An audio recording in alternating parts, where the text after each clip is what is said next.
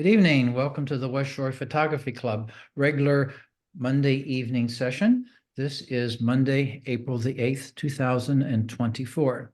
This evening, we have a very special guest speaker tonight, Ian Plant. And Ian is an author of a manuscript, Visual Flow, and has been really well received. So Ian's going to be talking about how we can follow the visual flow to enhance our compositions in our photography. But before we do that, we do have some announcements and some things going on for tonight. And let me ask, is Elaine Shook on board? I am. Good. Elaine, do you want to tell us about our trip to Hershey? Sure. We'll be going to Hershey Gardens and the Butterfly Atrium on Saturday, April 27th, I believe is the date. April is a great time to visit these gardens. The seasonal gardens will be full of tulips.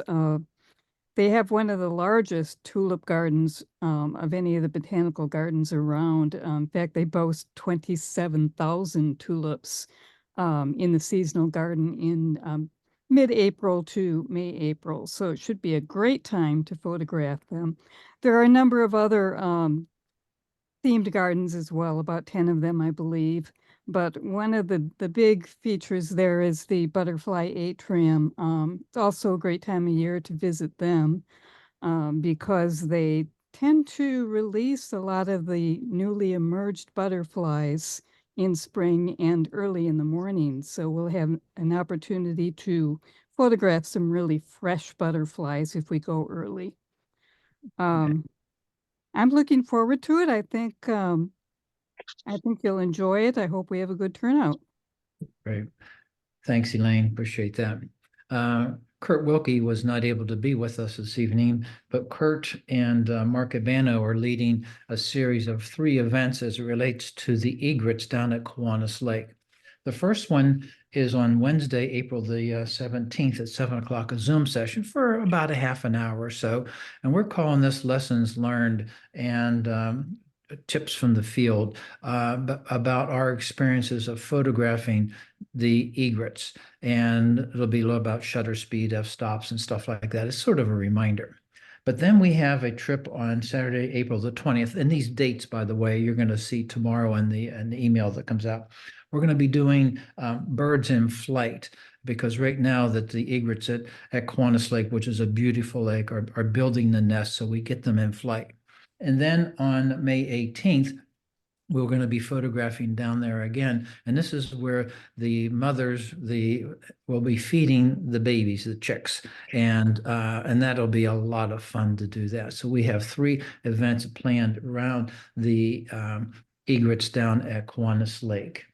And Mary, you have a trip coming up to Lititz, I think, don't you? Mary Fox?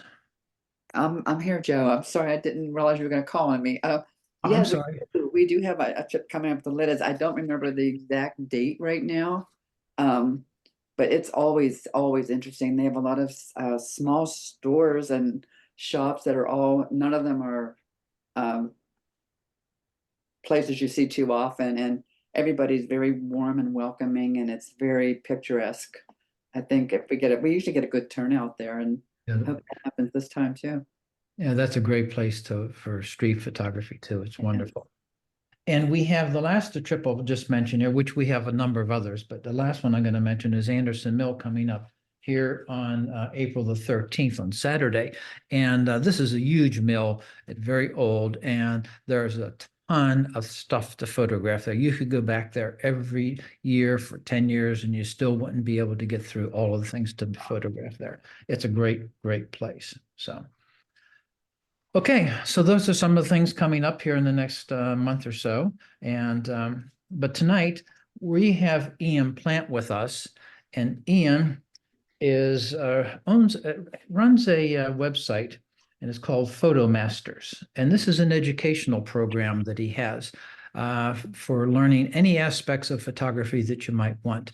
And it's been very successful. I know I'm a subscriber of it, and I tune in quite often to get tips and tricks on various and sundry things. But Ian is a perfectionist when it comes to photography, and particularly on composition. For instance, if you're going to photograph a volcano, probably if you're like me, if you just got a picture of a volcano and got some red stuff, you're going to be like, wow. No, Ian, that would never suffice. He would have to crawl on top of the hill. He'd have to move around to get the flow just in the right S curve. It has to be the right S curve. It can't be like a sloppy S curve to get it. And he is absolutely meticulous at that. And I think that is one of the reasons why he is so good at his book has been so well received on the visual flow. And so I would like to introduce Ian, and Ian, you're on. You can share your screen and maybe tell folks a little bit more about you. Yeah, fantastic, Joe. And I promise that I'm going to use that sloppy S curve. That is my new favorite term. So I'm going to use it any opportunity I can. Though I don't think a sloppy S curve is necessarily a bad thing. Like it's a good idea to interject a little bit of energy into your compositions by coloring outside the lines and maybe avoiding those really precise, pristine compositions. So a sloppy S curve is a good thing. And I do want to use that term as much as possible from now on. Okay. Tonight, I am going to be talking about composition, and I'm just going to jump on over to my presentation here. And We can see it just fine. yep, let me just make sure. Let me see if I can get it to play. Unfortunately, the Zoom, when it comes up in full screen, it cuts everything off. Here we go. Okay. And wait, let me very quickly get rid of the view. And sorry, it comes up with the gallery view. So there we go. Everything is good. Sorry for the technical difficulties at the beginning. So I'm going to be talking about principles of visual design, what I often call composition. And just a little bit of background about myself. I'm Ian Plant. I am a full-time professional photographer. Been doing this for 20 years now, and I travel the world looking for amazing subject scenes and moments to capture with my camera. And what follows in this presentation are just some of my favorite techniques for capturing artistic photos. And feel free to ask questions at any time. I think Joe is asking people to put them in the chat, and Joe will monitor those questions. If there's something that's relevant to what I'm talking about, Joe, feel free to interrupt me and ask someone's question. If not, I can wait until we get to the end to answer some questions. And if you want to learn more about me or learn more from me, check out my website, photomasters.com. I put a link in the chat to my free webinar, which you can register for, and that's 1 more hour of me talking. So if you're not tired with what I've got to say after this hour, there's plenty more out there. And today I'm going to talk about some lessons that I have drawn from my Ultimate Photography Composition course, which is a video course that also contains my ebook Visual Flow that Joe mentioned. And it is a labor of love, this composition course. There's lots of material in it. And the truth is, I could talk about artistic composition for hours, days, weeks, months, years, decades. There's a lot to learn. It's a never-ending process. The more I do photography, the more I learn about composition, the more refined my artistic vision gets. And so I'm not going to talk about all of it tonight. I'm just going to talk about some of what I think are key essential lessons to seeing visual design better. And just kind of taking the 30,000 feet above the ground view about composition. Just generally when we're thinking about what you need to do to make extraordinary photographs, I think it's important to go past making a photograph that just documents the scene or the subject that you're shooting. And that's what Joe was talking about earlier. So instead of taking a photo of the volcano, you're thinking about what can I do to make this an artistic photo of the volcano? And what you're striving to do in that moment is to impose your own personal, creative, artistic vision on the scene or the subject that you're photographing. And this is really an effort to make photos that tell viewers as much about you as an artist as about the subject that you're photographing. And so what exactly is composition? To me, composition is everything. At its most basic level, it's a visual structure that you impose upon this artistic expression that you're creating, this photograph. It's the way you arrange the visual elements within the picture frame. It's when you decide to include something or to leave it out, where you position the objects. All of that stuff is at the core of this composition process. And because everything that's contained within the picture frame is part of composition, that means not only the scene, but the light that you're capturing, the color, all of these things are part of the composition. So a composition really is everything. But a good composition should also strive to tell a story about the subject. And what you're trying to do is to draw the viewer of your photograph into the scene that you're photographing, that draw them in emotionally as well as just trying to trigger that visceral visual response. And ultimately, what you're trying to do is to invite viewers to see the world through your eyes. I like to say that the art of photography involves seeing the things that other people aren't seeing, and then translating what you see, that artistic vision that you have, with the people who are looking at your photographs. So a successful composition is translating your artistic vision and sharing it with other people. Now, I've just said a lot of words. Usually, whenever you're talking about anything related to photography, Ansel Adams said it first, and he said it in 8 words or less. And so there's a great quote that sums up everything that I'm talking about here. You don't take a photograph, you make it. 1, 2, 3, 4, 5, 6, 7, 8. Yep, 8 words or less. Actually, there's a contraction there. So technically it's 9 words, but whatever. I'll give Ansel a pass on this one. In any event, that's the idea that I'm getting at here, is that you as the artist are creating an artistic expression when you make a photograph. And composition is the vehicle that you use to make that happen. So it's vitally important to remember this idea of you making the photograph rather than just taking it. You're not just pointing your camera at something interesting. You are immersing yourself in the scene, the subject, the moment. You're becoming an active participant in that creative process. You're making creative decisions that will impact the final output.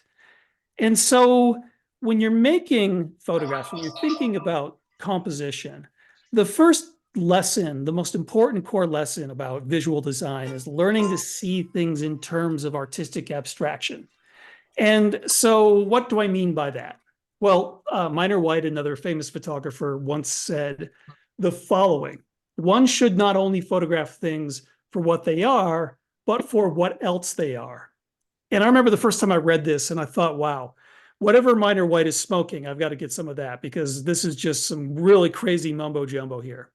But the more I thought of it, the more I realized it wasn't just, some sort of crazy, word salad, mumbo jumbo talk, that there was actually something here that he was getting at. And basically what he's talking about here is this process of artistic abstraction, learning to see the elements that you're photographing for what else they are, as opposed to looking at something and saying, that's a car, that's a bear, that's a tree, that's a mountain.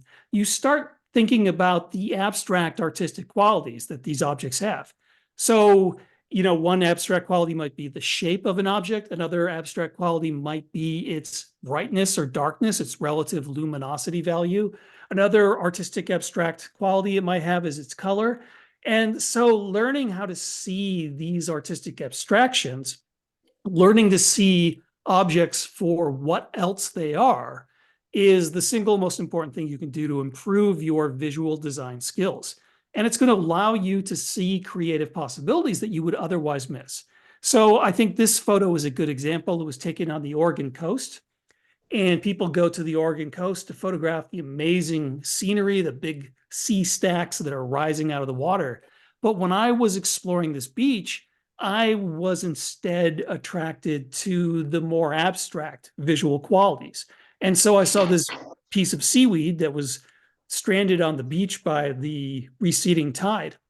And I was fascinated by the curving shape that it had. And because it was wet, it was bright and reflective. So it had this relative luminosity that was brighter than everything else. And then I selected a position so that the shadow cast by the C-stack as the sun set behind it created these strong diagonal lines on the left and the right that would help lead the eye deeper into the composition. And so I focused on these abstract qualities. Instead of seeing a piece of ugly seaweed, I saw a beautiful compositional shape that I could use as my foreground in this wide angle composition. And the thing that I was there to photograph, that beautiful ocean scenery, that got pushed to the background. It becomes just one part of the overall composition. And so when we're talking about thinking in the abstract, as I mentioned earlier, we're thinking about how things create shapes, lines, color or luminosity value. We're also thinking about the space that an object occupies or where it's positioned within the image frame. And once you start seeing everything in the abstract, that's when you realize that these abstract visual elements are the creative building blocks of visual design. And it's also when you realize that you don't need an extraordinary subject to make a compelling composition, that you can make a compelling composition if you have extraordinary visual elements. And so bold shapes or colors can be put together to make a strong composition, even if the subject matter itself isn't that interesting. And I like to tell people that you should stop thinking about your subject as being the subject, because your subject isn't a subject. If you are deconstructing your subject to look for these abstract artistic elements, if you're thinking about your subject in terms of the shapes or the colors that it creates, it's not really your subject anymore. It's just one component in the overall visual design.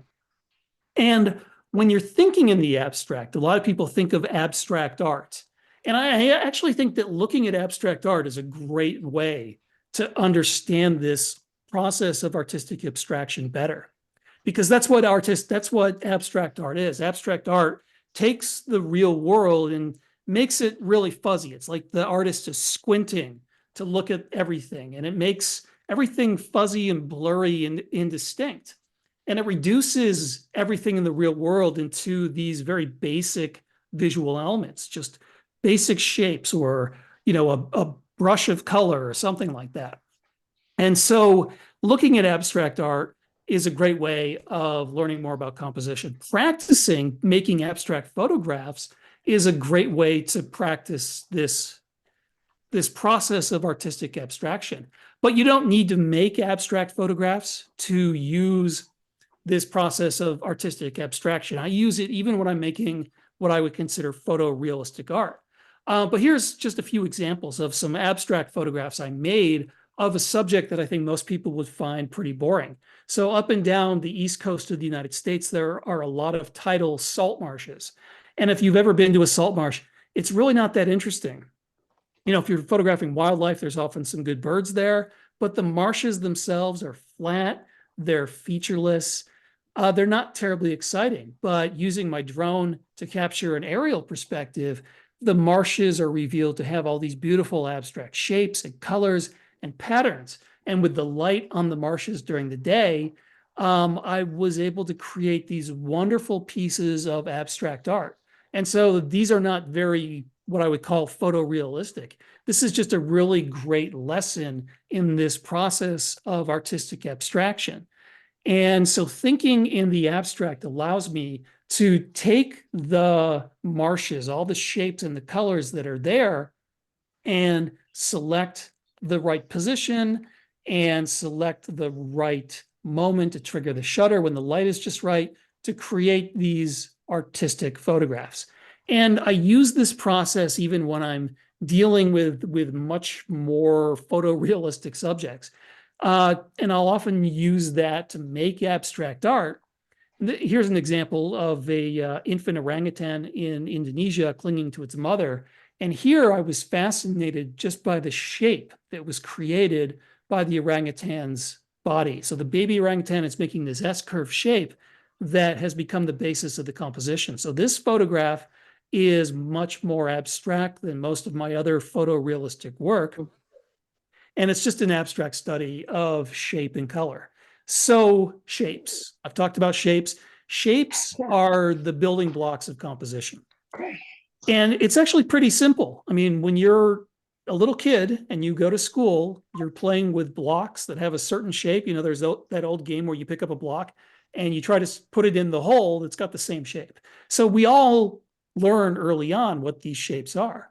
And really all you got to do is reach back to that inner child and draw it out. And you're going to start making better compositions. Just look for those basic, simple graphic shapes that you played with as a kid. So curves, circles, spirals, triangles, lines. These basic graphic shapes can allow you to create much more interesting compositions. And so when we think about shape, you can think about shape more literally. Like, for example, this is a photograph of a polar bear that I took at sunset. The bear was backlit by the setting sun, and I chose an exposure that was optimized for the highlights of the backlit hair and let everything else go in the silhouette. And so that reveals the shape of the bear. So you look at this and you're like, okay, yeah, that's a bear. You may not know that it's a polar bear. You might wonder if it's a polar or a grizzly bear, but you know it's a bear. It's got that bear shape. It's recognizable. But when I'm talking about shape, I'm not talking about that. Instead, I'm talking about these simple shapes that I mentioned earlier.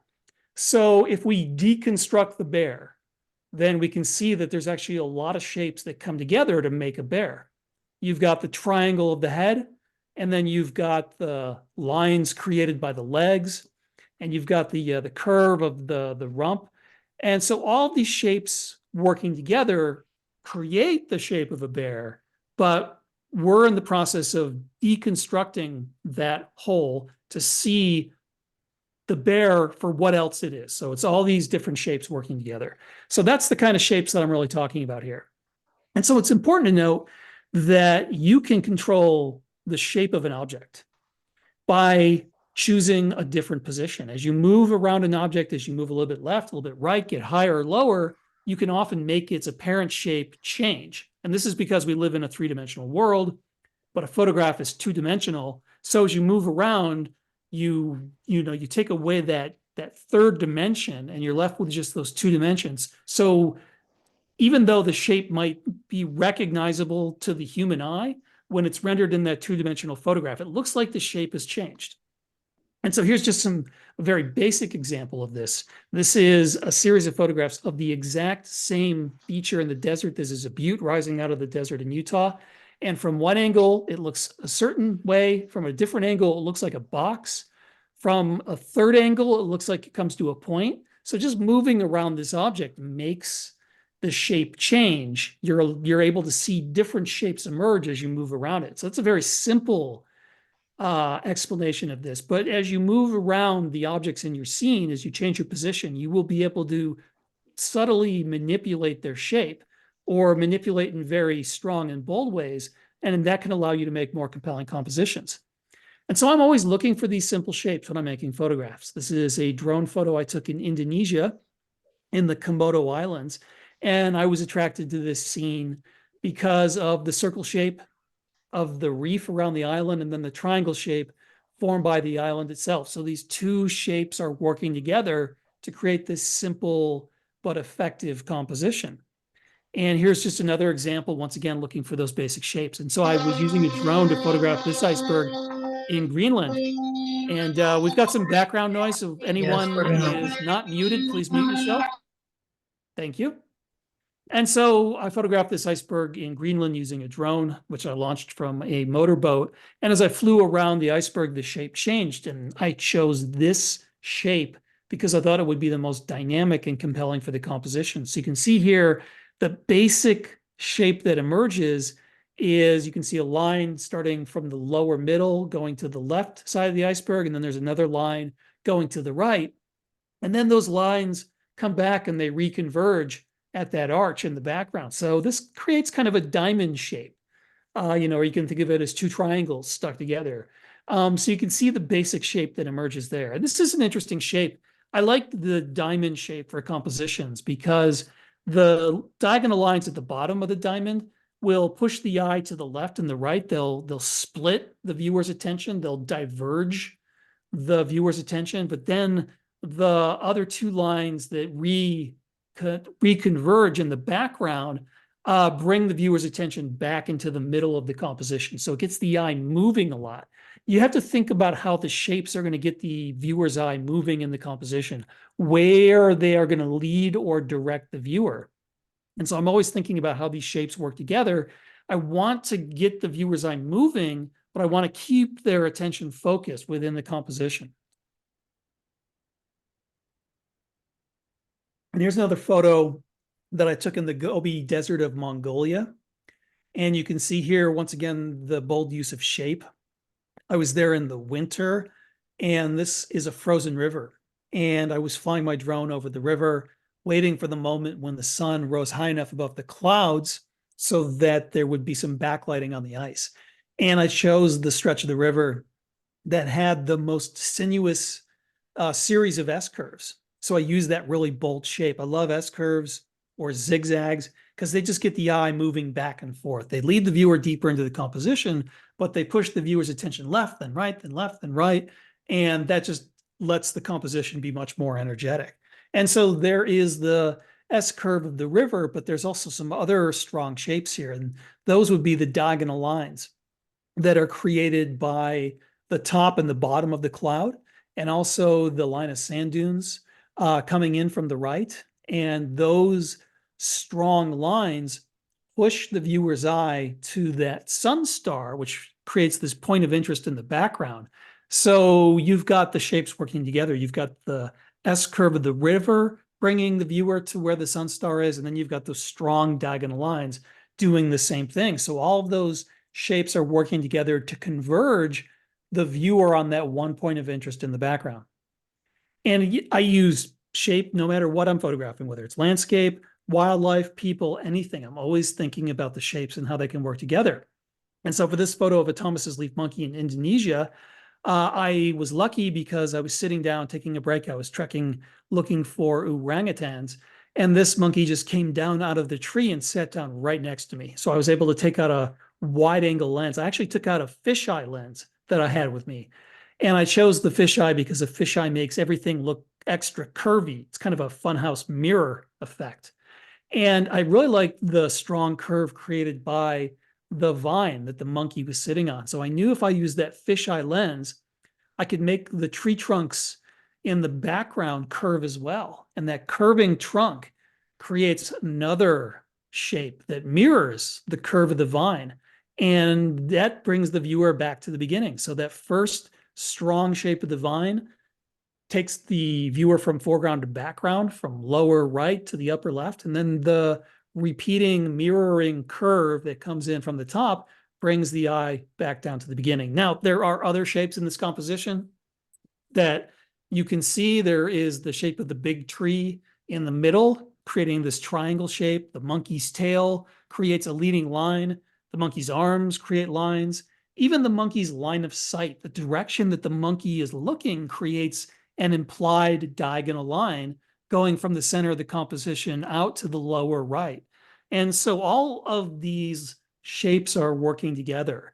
So, you know, the line of sight of the monkey is kind of pushing the viewer to the lower right, but the lower right is where the composition starts.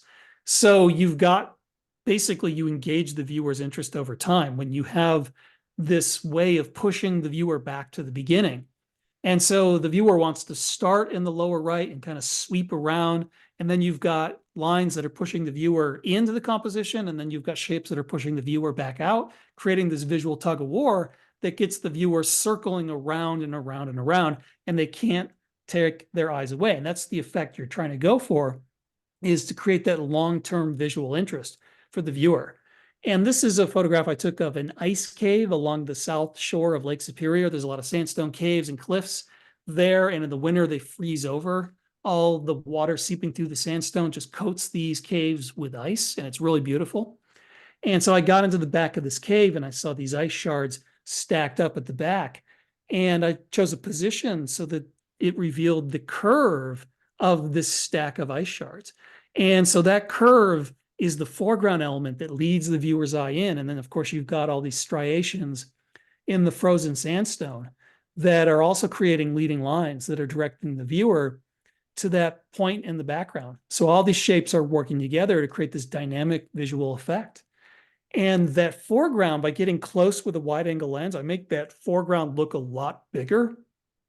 And that big foreground is going to draw the viewer back to the beginning when they're done exploring the composition. So that's part of the reason why in landscape photography, you often see the foreground rendered very large, because you want it big enough. That's where you want the viewer to start their journey, but you also want it big enough so that when the viewers explore the rest of the composition, they get drawn back to that foreground and they start all over again.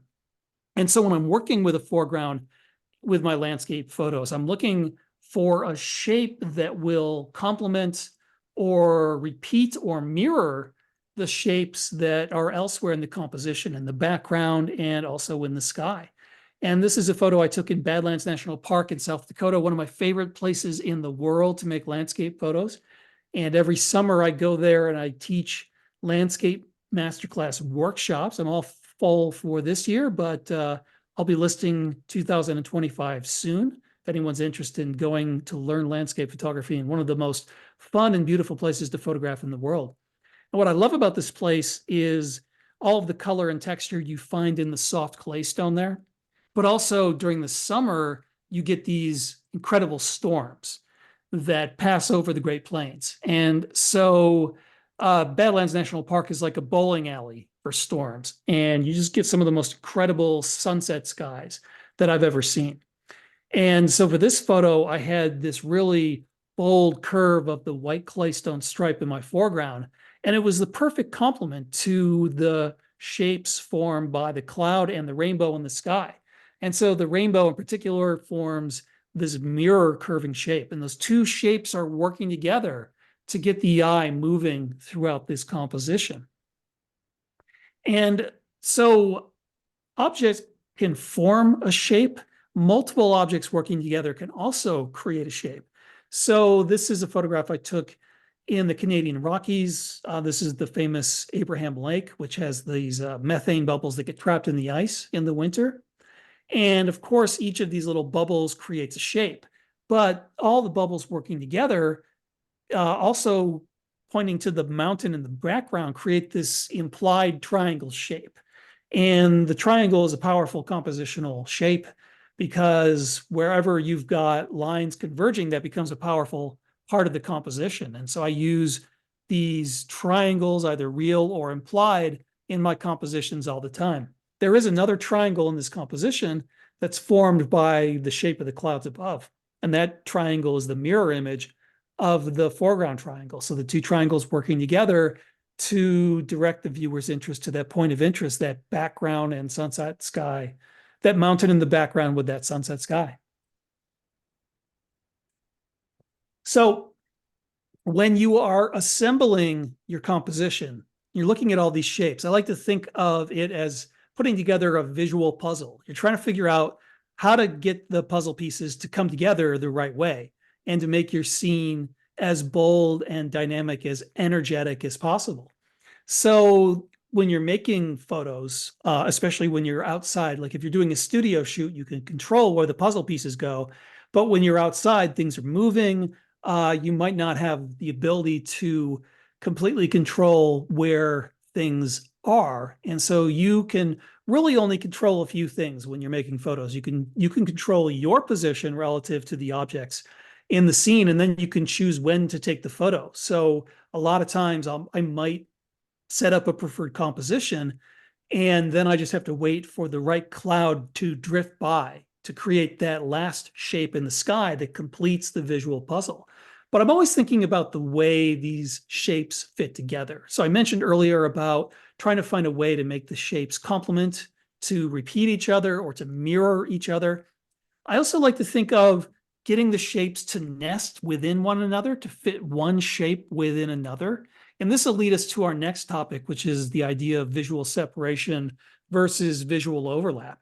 But here it was very important for this composition that I took in Norway, for the shape created by the island in the fjord to nestle within the shape of the fjord, and also the reflection of the mountains surrounding the fjord. So you can see that I put that island shape within the middle of the fjord, surrounded by the reflections of the mountains.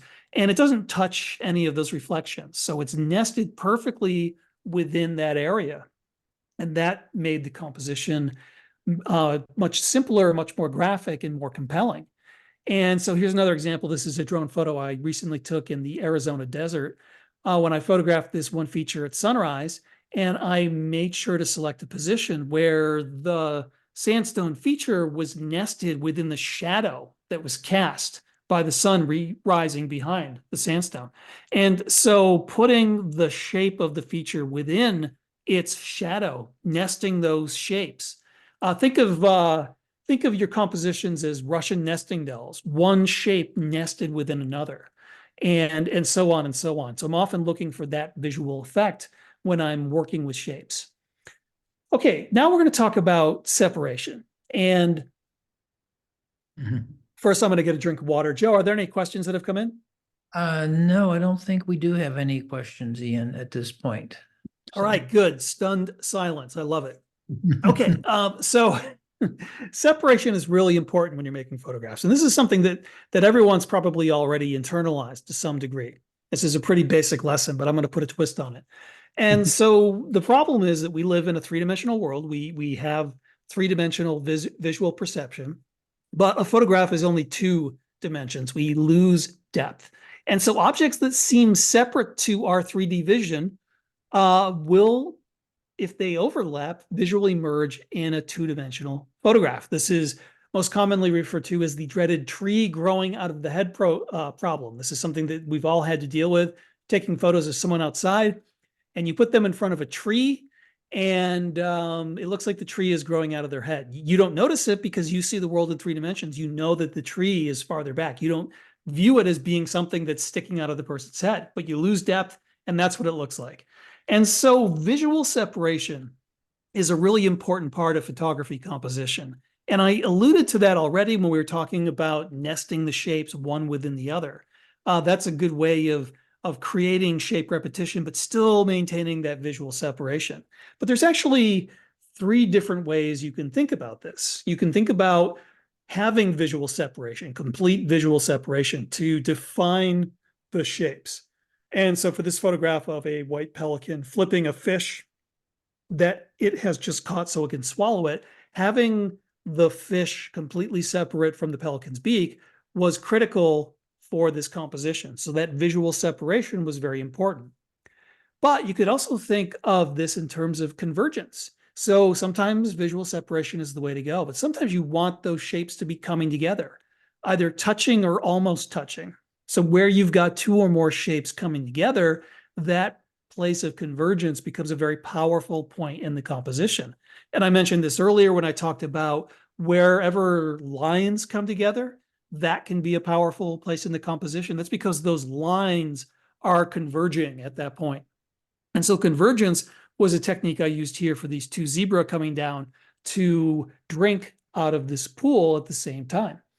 And then you can also think about using visual overlap as a tool. So we're generally working to avoid visual overlap. We want to have that visual separation, but overlap can also be a powerful compositional technique, because if you know that when objects overlap, they tend to be viewed as one object. You know, the viewer tends to visually group them together.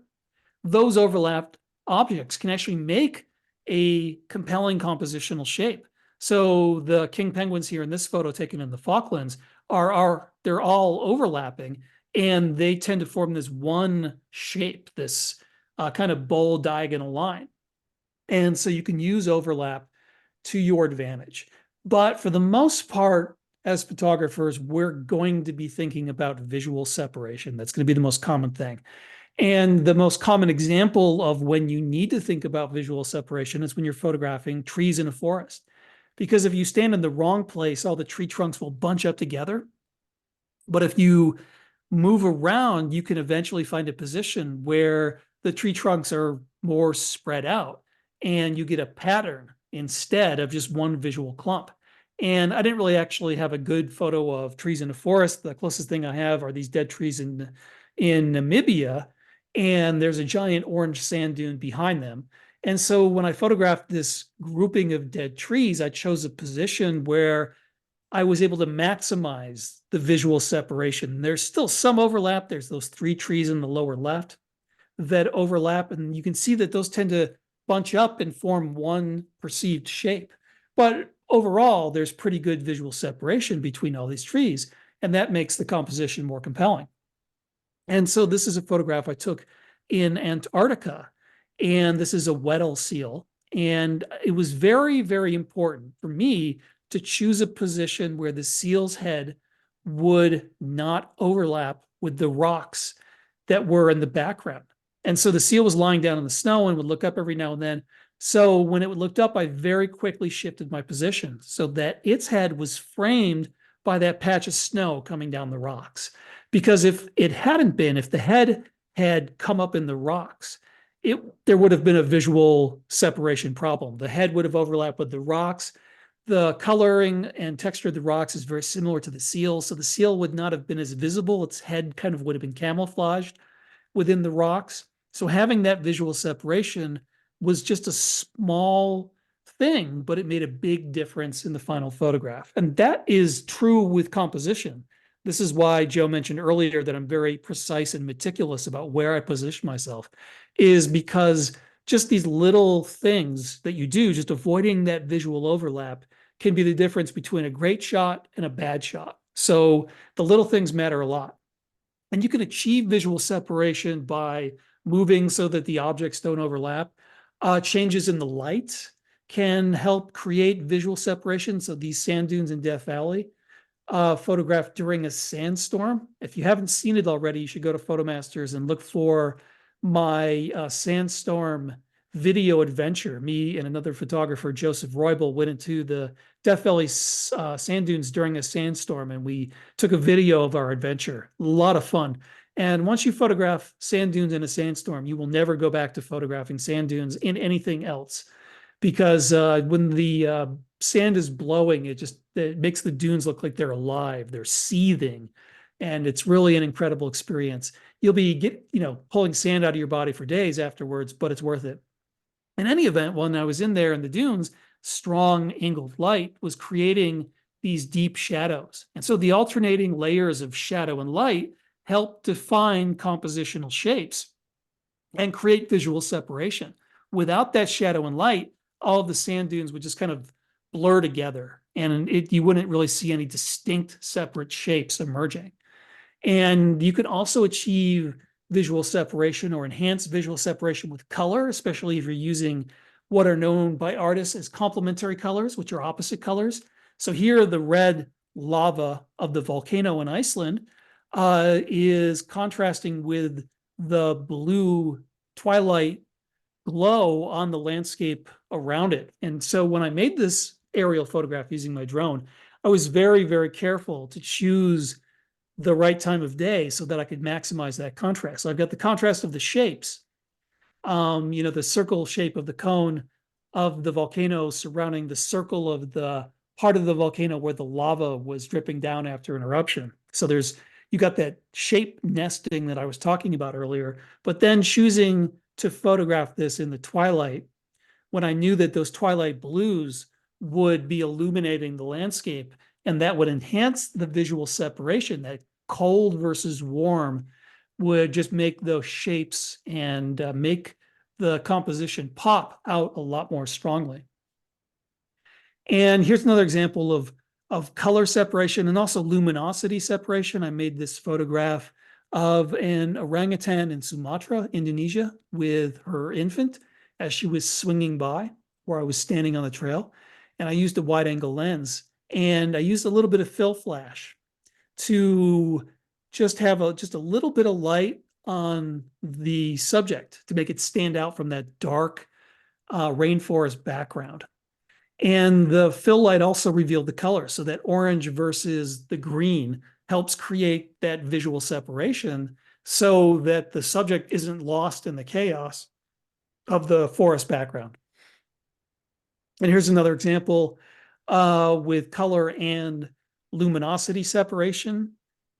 This was taken in Grand Teton National Park. There was fog below the mountains and a storm above the mountains. And at sunrise, some light broke through. And so the fog down below is in shadow, so it's rendered cooler.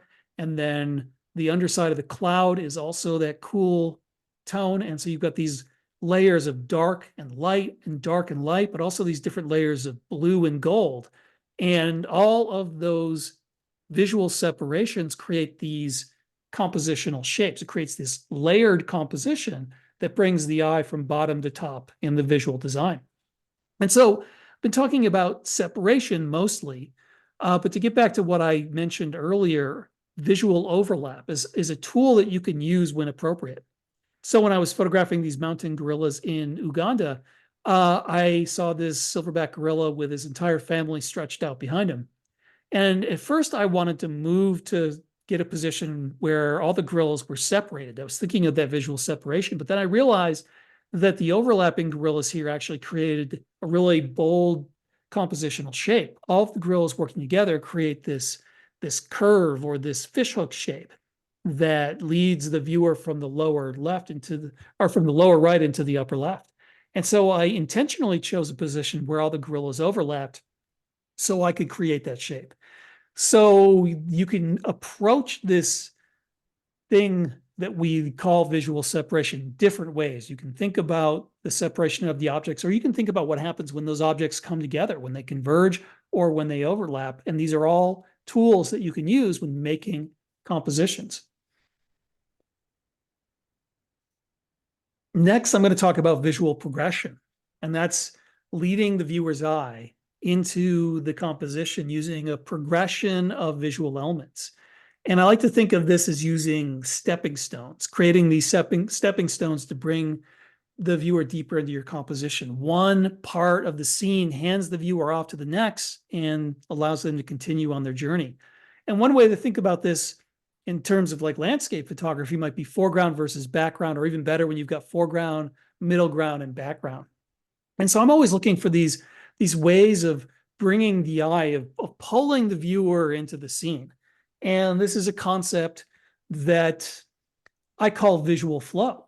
And so the idea behind visual flow, and this is the title of my ebook, which is now part of my ultimate composition course, is that you should imagine that you're standing in a stream and you're looking downstream, and the water's flowing past you through your legs, going further and further downstream. And the water might tumble over a boulder or get, briefly trapped in an eddy, but it will always continue downstream. It is inevitable and it is irresistible, that pull of gravity taking the water downstream. And you want that effect with your compositions. You want to pull the viewer into your composition and make it as inevitable as that water flowing downstream, with a twist. The twist is that it's nice to pull the viewer in, but if you've got something strong enough to pull the viewer back out and put them at the starting point again and get that process going all over again, then you're going to have a composition that holds the viewer interest over time. And so this composition is a very literal expression of this visual flow concept. I was standing in a river looking downstream, making this photograph, and I used that big boulder as my foreground. And all of the white streaking water is creating all these lines and shapes that help pull the viewer deeper into the scene.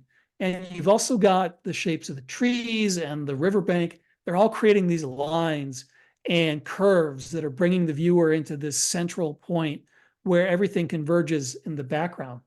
But that foreground boulder is so big and it's so bold, it's going to pull the viewer back to the beginning so that the whole process starts all over again. And you can see here another example of this using the leading lines that are created by the ripples in the sand as my foreground, but there's also the lines formed by the horizon and also the shapes of the clouds. All of these lines are working together to just pull the viewer into the background. And so actually the way I like to think of it is you use these leading shapes to push the viewer. If you've got a point of interest in the background, something kind of bold and compelling, like the sea stack in the background, that's going to pull the viewer to that spot. So the shapes are pushing the viewer. The point of interest is pulling the viewer. They're all working together to get the viewer to get trapped within the composition. And a lot of my landscape compositions have this bottom to top visual progression, but you can have that visual progression go from top to bottom or left to right or right to left. And so this photograph of a lion in Kenya, illuminated by a spotlight at night, actually has a visual progression that starts in the upper top of the image, in the upper left and right-hand corner. So if you see the shape of the gap in the clouds, the two sides of that gap on the left and the right form these implied diagonal lines that push the eye down to the lion, which is the point of interest at the bottom of the composition. And so here the visual progression is top down, but it's the same effect. And so a lot of times we talk about leading lines. I also like to work with a progression of repeating objects or shapes.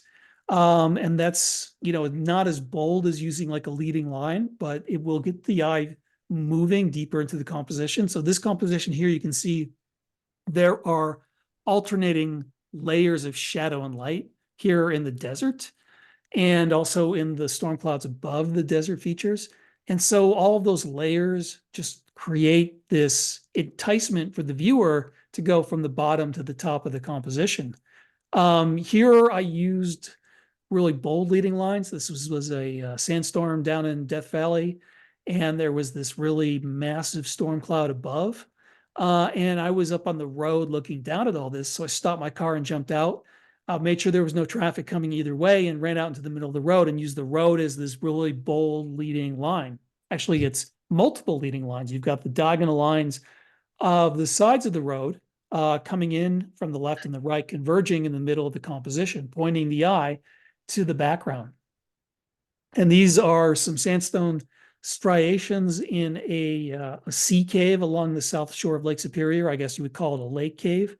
And you can see that all of these lines working together create this bold diagonal array. And of course, these striations are all parallel, but it's my position relative to the shapes and using a wide angle lens to create this perspective distortion that stretches those parallel lines so that they instead look like diagonal lines that are converging in the distance. So this gets back to what I was saying earlier, how you can move around to change the shape of objects to manipulate the composition. And here's a visual progression that's created by a bunch of objects working together. And actually, there really was no composition here. This was down in Patagonia. The foreground wasn't really that interesting. It was these black rocks. So I waited for a wave to crash on the shore to create a compositional shape that would help lead the eye in and create that visual progression. And so the shapes that you have are the curve of the storm cloud in the sky. And then I waited for the right wave to create that mirror image curve in the foreground. And those two curves working together actually create an S curve, which is the basis of the composition, but also creates that visual progression that leads the eye throughout much of the image. Okay, so the next concept we should think about is two concepts that are kind of competing, but really aren't. And these are balance versus energy. And so there's a concept in art known as dynamic balance. And the idea behind this is that you don't want too much visual energy in your composition because that's just going to create chaos. The viewer is not going to know what's going on. But if you've got a composition that's too balanced, too symmetrical, it might be really boring. And so what you should be doing is trying to find a way to incorporate both balance and energy into your visual designs. And this is called dynamic balance. So you can think of it as order versus chaos, symmetry versus asymmetry, pattern versus anomaly. These are all different ways of thinking about this, but you want to find something that's somewhere in between these extremes. And it doesn't always have to be the same place. You can have compositions that are more energetic. You can have compositions that are more balanced and orderly. But if you've got a composition that's all one or the other, it's not going to be that good. But if you can find that right dynamic balance between the two extremes, you're going to make good compositions. And so here are some examples. So this composition taken in Joshua Tree National Park in the United States is in some ways very balanced. If you divide the image in half from left to right, you can see that it's almost perfectly symmetrical. And so the main compositional elements are all in the middle of the image frame from left to right. And so it's got a lot of balance. It's got some symmetry. But what breaks up the balance, there's a number of asymmetrical features that help create some visual energy. The primary ones being these two curves of this rock intrusion. And those two curves break the symmetry. They get the eye moving from left to right, creating a little bit of visual energy. There's some other elements as well. There's that rock coming in on the left that is more or less not really balanced by anything on the right. You've got the radial array that's created by the diagonal lines of the cloud in the sky above the boulders. And so these things add some energy as well. But you can see how there's balance, but there's also some visual energy. Here's another composition that seems very balanced from left to right, almost perfectly symmetrical left to right. It's actually also almost perfectly symmetrical top to bottom. You've got the erosion lines, and those are creating these radial lines that mirror the radial lines of the cloud formation up above. So you've got the light hitting the bottom of these textured clouds, creating these radial lines, these diagonal lines.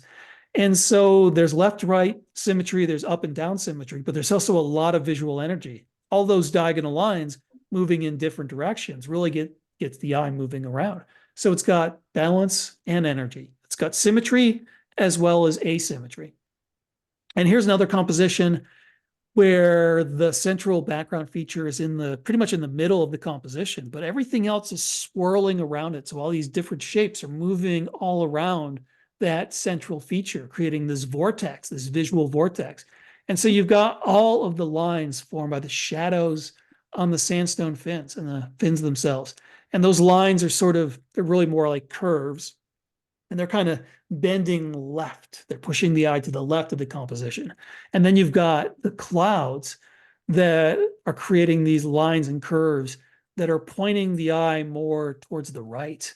And then you've got some other lines that are coming in, and they are pushing the eye into that background space. And so it's creating this spiral of visual interest leading the eye in. So there's balance and there's also energy. There's order and there's chaos working together. And so this is taking the balance part of the equation and minimizing it and getting more visually energetic, having more visual opposition. So this is a nighttime photo I made in Kenya on a game drive. Saw this lion with her cubs illuminated by the spotlight, and the clouds were backlit by the full moon. And so there was this bright part of the sky. And so I chose visual opposition for this composition. I have the lions in the lower right, that bright patch of clouds in the upper left. And so that visual opposition creates a lot of energy. It creates this visual counterpoint, gets the eye moving back and forth. But there's also balance. If you put a diagonal line from the upper right down to the lower left, you'll see that the circle created by the backlit clouds and the circle created by the spotlight are kind of more or less opposite each other, balancing the composition. And so here's another composition that is got more energy and less balance. So instead of putting the subject kind of towards the middle, I put the subject in the upper right of the composition, and the penguin is looking down diagonally, and you can also see the shadow of the penguin. So the beak of the penguin points down diagonally, its line of sight follows that same line. Its left flipper is sticking out, creating another implied line that is the exact parallel of it. And then you've got the shadow of the penguin. So those three lines, both real and implied, are creating these parallel diagonal lines that are pushing the eye from the upper right down to the lower left. So that's creating a lot of visual energy, but it also maintains some balance.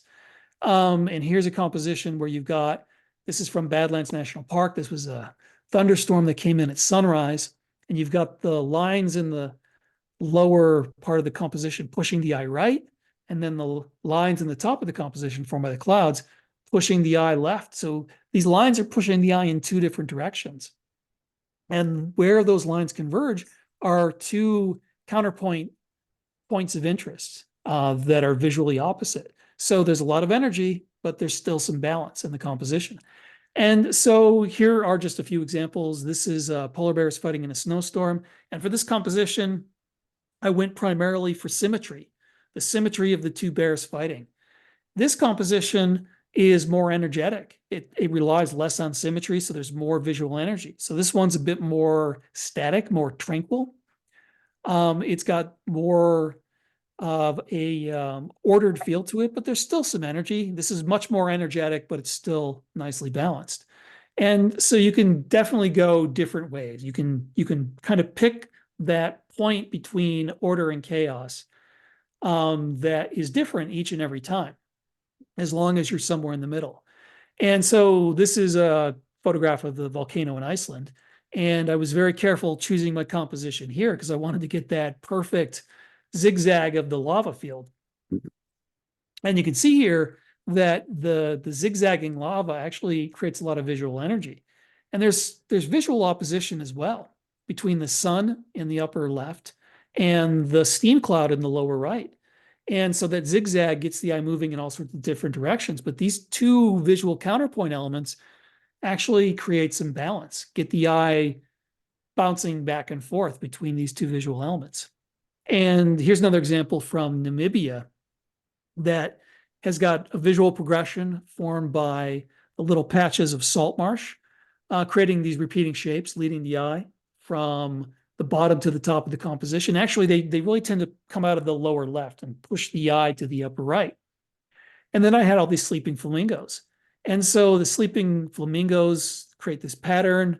And it was a pretty ordered pattern. I needed to add some visual energy. I needed to have a point of interest in the composition that would pull the eye to a specific place to break up the symmetry. And so I waited for a flamingo to lift its head, and I needed it to be the right flamingo. That flamingo that you can see in the upper right that's got its head up was the perfect one because the progression of the shapes created by the salt marshes actually pushes the eye from the lower left up to that point in the upper right. So having that one flamingo looking up, that was the perfect flamingo to be my point of interest to create that visual energy in this composition. And so one key thing that I want to impart on everyone from this section is don't be afraid of centered compositions.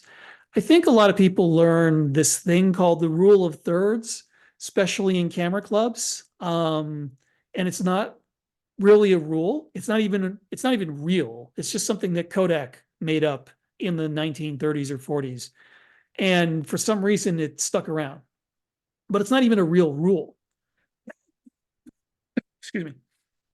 But what the rule of thirds does is basically discourages people from putting anything in the middle of the composition. And I love working with things in the center of my composition, either smack dab in the center or centered from left to right or from up or down. Because you can actually create really powerful centered compositions, but you need to have, because having the main subject centered gives you that order and that balance, but you have to have other things going on to create that visual energy. And so for this photograph I recently took in the Arizona desert, you've got that sun star coming up right behind the mountains, smack dab in the middle from left to right of the composition, which, according to the rule of thirds would be a terrible no-no. But this works because of the dynamic shapes elsewhere. And so by getting really close to my foreground, making my foreground bigger than the point of interest in the background, it creates this leaning in effect. And so the edges of the shape formed by the cholla cacti that start in the lower left and the lower right of the composition, they lean in and they point to that point of interest in the background, creating this implied triangle. That triangle actually gives this composition a lot of balance and a lot of structure.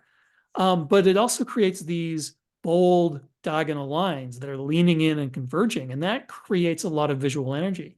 So don't be afraid of the center of the composition. Centered compositions that break the rule of thirds can be incredibly powerful compositions if you do them right. Okay, so final thoughts. and then I'll see if anyone has any questions. So these are just a few of my favorite techniques. As I said earlier, I could talk about visual design for the rest of my life, for all of our lives combined, because there's so much to learn. It's really complex, but it can also be as difficult as you want it to be.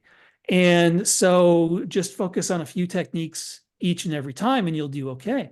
But none of these are ironclad rules. There are no such thing as the rules of composition.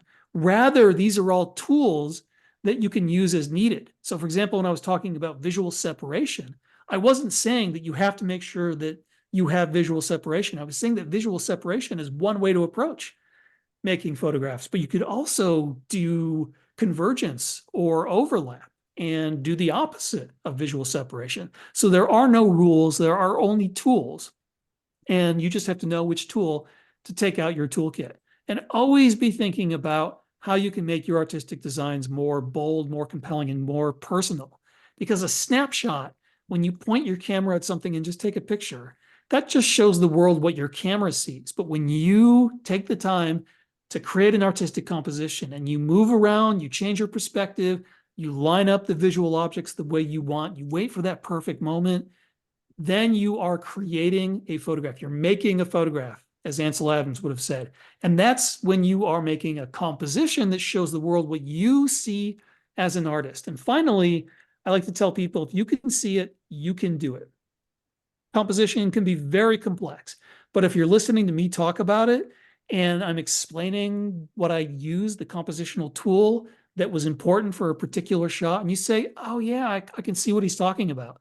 If you can see that, then you can do it. It'll take some practice, but eventually you can add that tool to your own personal toolkit. And the way I like to say it is that a photograph should say as much about the artist as it does about the subject. So always be thinking about how you can share your vision with the world. And definitely check out my free photography webinar on photomasters.com. The link is in the chat. And you can also see more of my work, my personal website, ianplant.com. All right. Well, that is it for my presentation. Do we have any questions? Well, there is a question, and I think Mary Fox has a question for you. Mary, do you want to offer that? You may have to unmute yourself. Yeah, I'm here. I didn't think you were going to call on me, Joe. A lot of times in the past, people have, judges have said there should be a specific point of interest in a photograph. And I noticed in a lot of my photographs, there isn't a specific, there's like many or there's none. And I do a lot of ICMs also. And what is your view on that, especially with like abstracts? Well, I mean, as I said, there are no rules, there are only tools. And so sometimes that point of interest is a powerful tool. But I think also that, people might be using this different ways. And so, when I talk about point of interest, I'm talking about something that might be in the background of your photo that is going to be drawing the viewer's eye.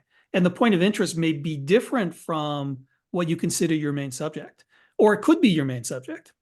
But the point of interest is really just something that's going to gather the viewer's attention eventually. And in a lot of my photos, you'll notice that the point of interest in the background isn't big. It's not really what dominates the composition. It just might be some small feature in the background. It might be a sun star, the setting sun in the background or something like that. Sometimes I'm just like literally looking for something that's pointy, that's a little bit bigger than everything else in the background and making that my point of interest. I think a lot of times when judges use this phrase, what they really mean is subject matter. You should have a very strong subject matter. And I'm not sure I agree with that myself. I think your photographs should have a strong theme. Your artistic intent should be clear, but I don't think you need to have like a single strong subject. What I said earlier about composition is that your subject is the entire composition, the entire visual design. So with a lot of my photos, the main subject isn't really a big or a prominent part of the composition. It's just the cherry on top of the sundae. It's the icing on the cake. And so instead, I'm looking to create a strong visual design. And so when you're making those intentional camera movement images, you're looking to create this beautiful artistic design. And that is the subject. So you don't need to have something there that that one thing that the viewer can glob onto. The entire abstract design is your subject. That is what you're trying to capture. So I tend to look at it in a much different way than the way I hear camera. I hear this from club people all the time about, the camera judges would say that there's no subject here. It's not a good photograph.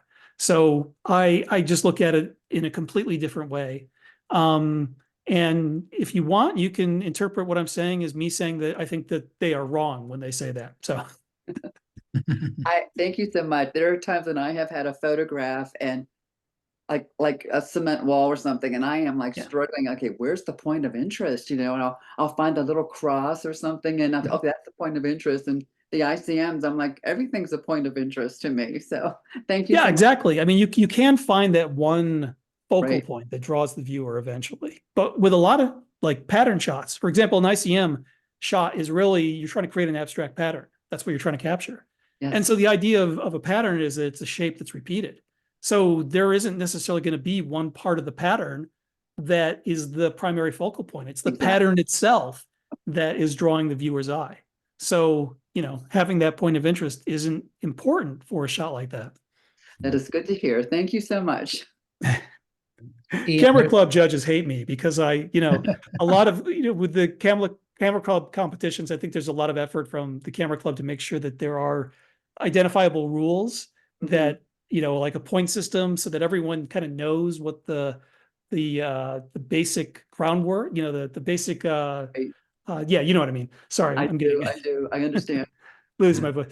And so they've got this structure that they impose on the competition. And I come in and I'm like, no, there are no rules. There is no structure. Just do what works. And people hate that, but it's true. Which is Yeah. Ian, the question came up between some of us members that are considering getting a drone. Mhm. And we hear an awful lot about the restrictions of using a drone.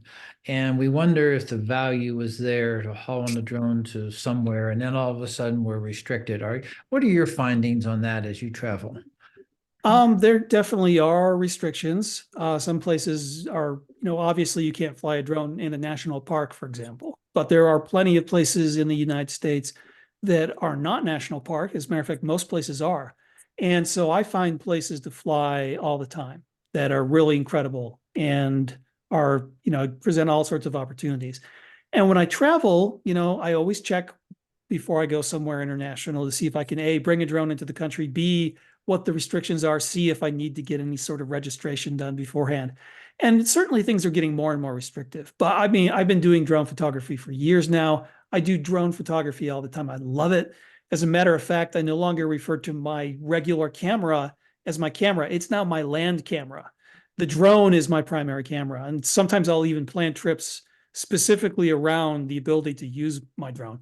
So the restrictions are out there and they are getting worse, but there's still a lot of great drone photography that can be done. I love the drone because it allows you to get to places that you otherwise could not get. It also allows you to very quickly go between different compositions. So when you're on the land and conditions change and you have a composition all set up that you love, and suddenly it's not working anymore because the light's wrong or whatever, your next composition might be a quarter mile away. It's going to take a lot of jogging and huffing and puffing to get there. With a drone, it's and you're right there. So it's a lot more productive as well. And so I'm a real advocate for drone photography, but definitely know that there will be some restrictions going into it. I do have a class on PhotoMasters on drone photography. And Okay. so that's available for free to my pro members, anyone who signs up for the membership. But you can also purchase it separately in the PhotoMasters store if you want to learn more about using a drone to create artistic photographs. Okay. Well, thank you. Anybody else have a question for Ian? You can unmute yourself and ask him at this point. Hey, Ian, this is Dave Marchetto. Awesome presentation. Thank you. I'm going to remember no rules, only tools. I really like that. And I think I know the answer to this question, but I got to ask it anyway. I know you're going to usually crop as you see fit, but having said that, do you still have a proportion that you might favor, like 5:7 or 4:3 or 3:2. It's sort of like an aspect ratio Yeah. that just is more pleasing to you, if that's the way I might put it. Yeah, this is actually a great question, and I find it to be a very amusing question for me personally, because my preferred format changes depending on what I'm shooting. So in the old days, when I was still shooting film, I used a 4x5 inch view camera, and I loved the 4x5 inch aspect ratio. And when I switched back to digital DSLRs, which were the 2x3, I hated it. For 6 months, I was cropping everything to 4x5. But then I got used to it, and now I love the 2x3. And I haven't had an opportunity to shoot any other format since then, until the more recent drones have come out, have a 4x3 aspect ratio, which I hated until I got used to it. And now I'm Right. okay with it. So to me, it's weirdly personal. Like there should be no, like, Sure. no aspect ratio is better than another. It's Right. whatever fits the composition Yeah. best. Yeah. And the fact that I get so weirdly fixated on specific aspect ratios from time to time is just a personal peccadillo. It just really doesn't mean anything. Crop it to whatever you want to crop it. That said, I got to say there is one aspect ratio that for some reason I hate with a passion. Once Okay. again, total personal opinion here. It does not matter. Shouldn't matter to anyone. I hate squares. I hate them. I hate them. I hate them. I don't know why, but I hate them. So if you're using squares, do not be offended by what I just said, because it's just a personal thing. I don't know why I feel that way. I just can't stand the square crop. Other than that, anything goes. I wish you had an opinion about squares. Thanks so No, much, Ian. I think I don't like them. I like the formats where, one side is longer than the other, because Mhm. it lends itself to different compositions. For like vertical compositions, I love that 2x3, that tall and skinny, because you Mhm. can bring in so much from the foreground up into the sky, and especially with an ultra wide angle lens. And so I just like that more expansive perspective. But yeah, it doesn't really matter. Aspect ratio is not important, and whatever is best for your composition is the best aspect ratio to use. Even, I can't believe I'm going to say this, even if it's a square. No rules, only tools. Okay. That's right. Thanks again, Ian. Any other questions for Ian? If you want to unmute yourself, you can ask him, please. It looks like we I'll don't just say I love squares. have- thanks, Patty, for the comment. That's perfectly okay. I And- promise not to hold it against you. Deal. Ian, your presentation was absolutely outstanding. It just gave me some inspiration. Like when I look at a pile of rocks, I'm going to look at them differently now. I'm going to say, okay, how can I move in my head? How can I move myself around to make these rocks make something? And this is an example, but it was very inspiring. Thank you very much. And so I'd like to ask the members if you would unmute yourself. And let's give a round of applause for Ian and thank him very much for the presentation this evening. We really appreciate it. It was fabulous. Well, thank you, everyone. It was a lot of Absolutely fun. good. Thank It was you. an honor to come Thank you. speak with you, and I hope Thank to see you guys again. Thank you. Okay, great. Thank you very much, Thank Ian. you. Have a good Thank you. evening. Bye-bye. Bye now. Bye. Okay, folks, that was really good. Great, Joe. That was great. And so we had 35 people at one point, and that was good. So, well, that's it. And we're going to end the session, and you'll get an email tomorrow morning with the recording. And he asked that we share that only with the Camera Club members themselves. And I'll put that in the note. So, okay. Thank you. Thank you, guys. Thank you, Take Joe, care. and everybody else that helps keep this club going. Yeah, it's fun, isn't it, Dick? It really is. Fantastic. Yeah. Thanks. Okay. Thank you much. Bye now.